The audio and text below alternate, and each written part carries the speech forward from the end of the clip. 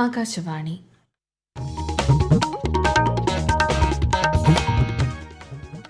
നമസ്കാരം.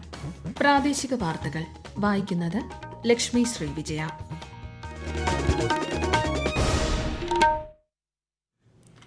പ്രധാന വാർത്തകൾ. ഉഭയകക്ഷി വ്യാപാര സാമ്പത്തിക ബന്ധങ്ങൾ ശക്തിപ്പെടുത്താൻ ലക്ഷ്യമിട്ടുള്ള രണ്ടാമത് ഇന്ത്യ സിംഗപ്പൂർ മന്ത്രിതല സമ്മേളനം ഇന്ന്. ശ്രീകൃഷ്ണ ജയന്തി ശോഭായാത്രയ്ക്കൊരുങ്ങി നാടും നഗരവും. സ്നേഹത്തിന്റെയും ധർമ്മത്തിന്റെയും മഹത്തായ സന്ദേശത്തെ ഓർമ്മിപ്പിക്കുന്ന സുദിനമെന്ന് ഗവർണർ. മനുഷ്യ മനസ്സുകളിലെ സ്നേഹവിശ്വാസങ്ങളെ ദൃഢപ്പെടുത്തുന്ന ആഘോഷമെന്ന് മുഖ്യമന്ത്രി. വയനാട് ഉരുൾപൊട്ടൽ ദുരിതബാധിതരുടെ പുനരധിവാസം ചർച്ച ചെയ്യാൻ സർക്കാർ വിളിച്ച സർവകക്ഷി യോഗം വ്യാഴാഴ്ച. ഹേമ കമ്മിറ്റി റിപ്പോർട്ടുമായി ബന്ധപ്പെട്ട വിഷയങ്ങളിൽ മുഖ്യമന്ത്രി പറഞ്ഞതിൽ കൂടുതലൊന്നും പറയാനില്ലെന്ന് സാംസ്കാരിക മന്ത്രി സജി ചെറിയാൻ. നടപടി കൈക്കൊള്ളുന്നതിൽ സർക്കാരിന് ഇരട്ടത്താപ്പെന്ന് പ്രതിപക്ഷ നേതാവ് V D Satheesan. SAFF under twenty championship പുരുഷ സെമിയിൽ ഇന്ത്യ അല്പസമയത്തിനകം ബംഗ്ലാദേശിനെ നേരിടും. വാർത്തകൾ വിശദമായി. രണ്ടാമത് ഇന്ത്യ സിംഗപ്പൂർ മന്ത്രിതല സമ്മേളനം ഇന്ന് സിംഗപ്പൂരിൽ നടക്കും. ഇരു രാജ്യങ്ങളും തമ്മിലുള്ള വ്യാപാര സാമ്പത്തിക ബന്ധം കൂടുതൽ ശക്തിപ്പെടുത്താൻ ലക്ഷ്യമിട്ടുള്ള ചർച്ചയിൽ ഇന്ത്യയിൽ നിന്നും നിർമ്മല സീതാരാമൻ, പീയൂഷ് ഗോയൽ, എസ് ജയശങ്കർ, അശ്വിനി വൈഷ്ണവ് എന്നീ മന്ത്രിമാർ പങ്കെടുക്കും. സിംഗപ്പൂർ നേതൃത്വവുമായി നടക്കുന്ന രണ്ടാമത് ഇന്ത്യ സിംഗപ്പൂർ യോഗത്തിൽ ഇരു രാജ്യങ്ങളും തമ്മിലുള്ള തന്ത്രപരമായ പങ്കാളിത്തത്തിന്റെ വിവിധ വശങ്ങൾ അവലോകനം ചെയ്യുകയും സഹകരണത്തിന്റെ പുതിയ സാധ്യതകൾ തേടുകയും ചെയ്യും. ഇന്ത്യയിലേക്കുള്ള വിദേശ നിക്ഷേപത്തിന്റെ പ്രധാന സ്രോതസ്സാണ് സിംഗപ്പൂർ. സമ്മേളനത്തിൽ പങ്കെടുക്കാനെത്തിയ കേന്ദ്രമന്ത്രി പീയൂഷ് ഗോയൽ ഇന്നലെ സിംഗപ്പൂരിൽ വ്യവസായ പ്രമുഖരുമായി ഉഭയകക്ഷി വ്യാപാര നിക്ഷേപ വിഷയങ്ങൾ ചർച്ച ചെയ്തു. ധനമന്ത്രി നിർമ്മല സീതാരാമൻ ഇന്ന് മുൻ financial action task force president T രാജകുമാറുമായി കൂടിക്കാഴ്ച നടത്തി. വിജയകരമായി കാലാവധി പൂർത്തിയാക്കിയ അദ്ദേഹത്തെ കേന്ദ്രമന്ത്രി അഭിനന്ദിച്ചു. രാജ്യരക്ഷാമന്ത്രി രാജ്നാഥ് സിംഗ് US പര്യടനത്തിന്റെ അവസാന ദിവസമായ ഇന്നലെ ദേശീയ പൌരാവകാശ മ്യൂസിയം സന്ദർശിച്ചു. ടെന്നസിയിലെ മെംഫിസിൽ ഇന്ത്യൻ സമൂഹവുമായി അദ്ദേഹം സംവദിച്ചു. മെംഫിസ്, അറ്റ്ലാന്റ, നാഷ്വില്ലെ എന്നിവിടങ്ങളിൽ നിന്നുള്ള ഇന്ത്യൻ പ്രവാസികളുമായി സംവദിക്കവെ ഇന്ത്യൻ സമൂഹത്തിന്റെ നേട്ടങ്ങളെയും സമൂഹത്തിനും ശാസ്ത്രത്തിനും സമ്പദ്വ്യവസ്ഥയ്ക്കും അവർ നൽകിയ സംഭാവനകളെയും രാജ്യരക്ഷാമന്ത്രി പ്രശംസിച്ചു. 17ാം നൂറ്റാണ്ട് മുതലുള്ള US പൌരാവകാശ പ്രസ്ഥാനത്തിന്റെ ചരിത്രം രേഖപ്പെടുത്തുന്നതാണ് നാഷണൽ സിവിൽ റൈറ്റ്സ് മ്യൂസിയം. മഹാത്മാഗാന്ധിയുടെ അഹിംസയിലൂന്നിയ സമരങ്ങളെ ഓർമ്മിപ്പിച്ചുകൊണ്ട് അദ്ദേഹത്തിന്റെ അർദ്ധകായ പ്രതിമയും ഇവിടെ സ്ഥാപിച്ചിട്ടുണ്ട്. ശ്രീകൃഷ്ണ ജയന്തി ശോഭായാത്രയ്ക്കൊരുങ്ങി നാടും നഗരവും. സംസ്ഥാനമെമ്പാടുമുള്ള ക്ഷേത്രങ്ങളിൽ ഇന്ന് പ്രത്യേക പൂജകളും ആഘോഷ പരിപാടികളും നടക്കുകയാണ്. ബാലഗോകുലത്തിന്റെ നേതൃത്വത്തിൽ വൈകിട്ട് വിപുലമായ ശോഭായാത്രകൾ സംഘടിപ്പിച്ചിട്ടുണ്ട്. തലസ്ഥാനത്തെ പ്രധാന ശോഭായാത്ര പാളയം ഗണപതി ക്ഷേത്രത്തിൽ നിന്ന് വൈകിട്ട് 4-ന് ആരംഭിക്കും. കേന്ദ്രമന്ത്രി ജോർജ് കുര്യൻ ഉദ്ഘാടനം ചെയ്യും. കേരള സർവകലാശാല vice chancellor doctor Mohanan Kunnummal ഗോകുല പതാക ഉയർത്തും. തൃശൂരിൽ കേന്ദ്ര സഹമന്ത്രി സുരേഷ് ഗോപി ശോഭായാത്രയുടെ ഉദ്ഘാടനം നിർവഹിക്കും. ദുരന്തത്തിന്റെ പശ്ചാത്തലത്തിൽ വയനാട്ടിൽ ആഘോഷങ്ങൾ ഒഴിവാക്കിയിട്ടുണ്ട്. ശോഭായാത്ര ആരംഭിക്കുമ്പോൾ ദുരന്തത്തിൽ ജീവൻ നഷ്ടപ്പെട്ടവർക്ക് ശ്രദ്ധാഞ്ജലി അർപ്പിക്കും. പുണ്യമീ മണ്ണ് പവിത്രമീ ജന്മം എന്നതാണ് ഇത്തവണത്തെ ശ്രീകൃഷ്ണ ജയന്തി സന്ദേശം. പ്രസിദ്ധമായ ആറന്മുള അഷ്ടമി രോഹിണി വള്ളസദ്യ കേന്ദ്രമന്ത്രി സുരേഷ് ഗോപി ഉദ്ഘാടനം ചെയ്തു. ക്ഷേത്രത്തിനുള്ളിൽ 60,000 പേർക്കും പുറത്ത് 10,000 പേർക്കുമാണ് സദ്യ ഒരുക്കിയത്. ആരോഗ്യമന്ത്രി വീണ ജോർജ് വള്ളസദ്യയിൽ മുഖ്യാതിഥിയായി പങ്കെടുത്തു. കണ്ണന്റെ പിറന്നാളായ അഷ്ടമി രോഹിണി ദിനത്തിൽ ഗുരുവായൂർ ക്ഷേത്രത്തിൽ വൻ ഭക്തജനത്തിരക്ക്. ശ്രീകൃഷ്ണ ജയന്തിയോടനുബന്ധിച്ച് പുലർച്ചെ 3 മണിക്ക് നിർമാല്യ ദർശനത്തോടെ ഗുരുവായൂർ ക്ഷേത്രത്തിലെ അഷ്ടമി രോഹിണി ചടങ്ങുകൾക്ക് തുടക്കമായി. വിശദാംശങ്ങളുമായി ആകാശവാണി തൃശൂർ ജില്ലാ പ്രതിനിധി ഭരിത പ്രതാപ്. ഉണ്ണിക്കണ്ണന്റെ പിറന്നാളിന് കണ്ണനെ ഒരു നോക്ക് കാണാൻ ഇന്നലെ അർദ്ധരാത്രി മുതൽ തന്നെ ഗുരുവായൂരിൽ ഭക്തജനങ്ങൾ വരിനിൽക്കാൻ തുടങ്ങിയിരുന്നു.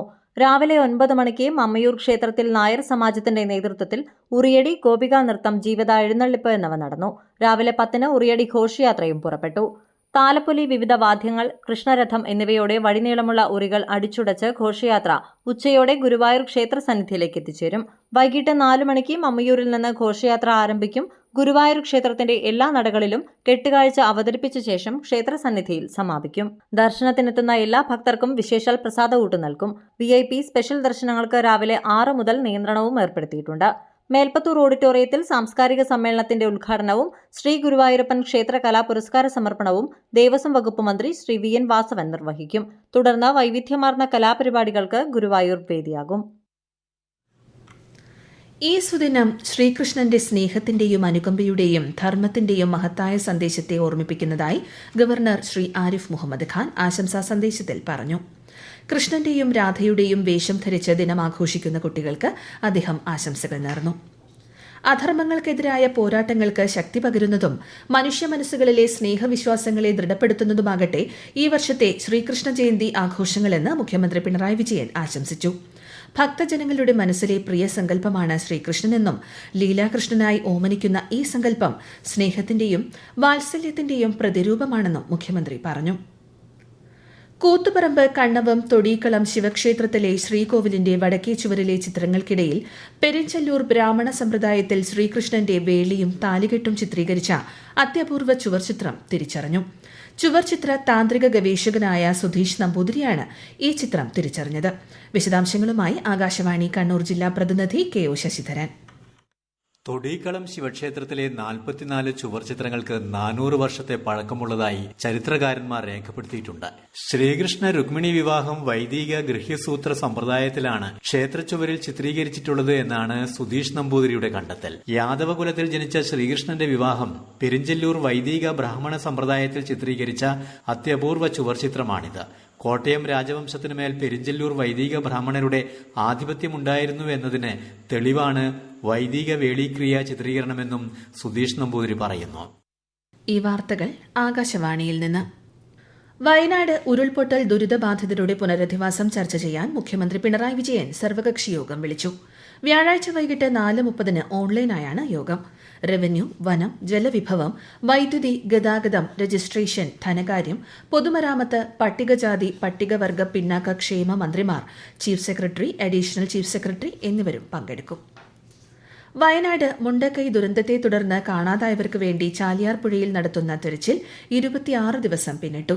കഴിഞ്ഞ 11 ദിവസത്തെ തെരച്ചിലിൽ മൃതദേഹങ്ങളോ ശരീരഭാഗങ്ങളോ കണ്ടെത്താനായിട്ടില്ല. 159 പേരെയാണ് ഇനി കണ്ടെത്താനുള്ളത്.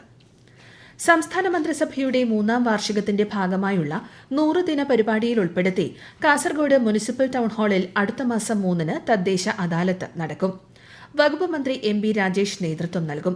കൂടുതൽ വിവരങ്ങളുമായി ആകാശവാണി കാസർഗോഡ് പ്രതിനിധി പി ജഗന്നിവാസൻ. പൊതുജനങ്ങൾക്ക് ഓഗസ്റ്റ് 29 വരെ നിശ്ചിത വെബ് പോർട്ടലിൽ പരാതി സമർപ്പിക്കാം. അദാലത്ത് ദിവസമായ സെപ്റ്റംബർ 3-ന് നേരിട്ടും അപേക്ഷകൾ സമർപ്പിക്കാം. പരാതികളും അപേക്ഷകളും പരിശോധിച്ച് മന്ത്രിയുടെ സാന്നിധ്യത്തിൽ തീർപ്പാക്കും.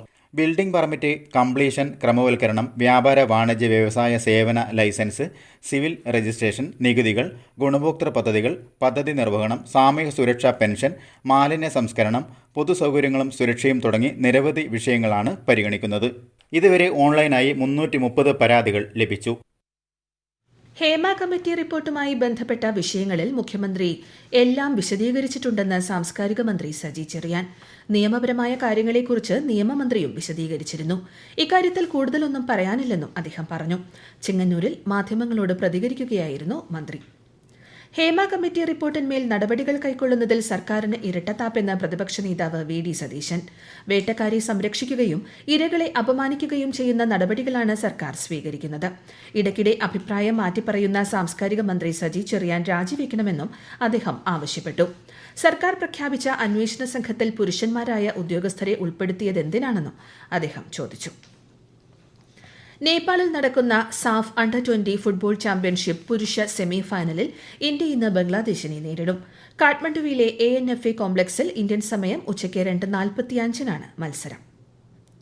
US ഓപ്പൺ ടെന്നീസിന് ഇന്ന് തുടക്കം. 25ാം ഗ്രാൻഡ്സ്ലാം എന്ന റെക്കോർഡ് ലക്ഷ്യമിട്ടിറങ്ങുന്ന നൊവാക് ജോക്കോവിച്ചാണ് പ്രധാന ശ്രദ്ധാകേന്ദ്രം. തുടരെ 2ാം US ഓപ്പണാണ് ജോക്കോവിച്ച് ലക്ഷ്യമിടുന്നത്.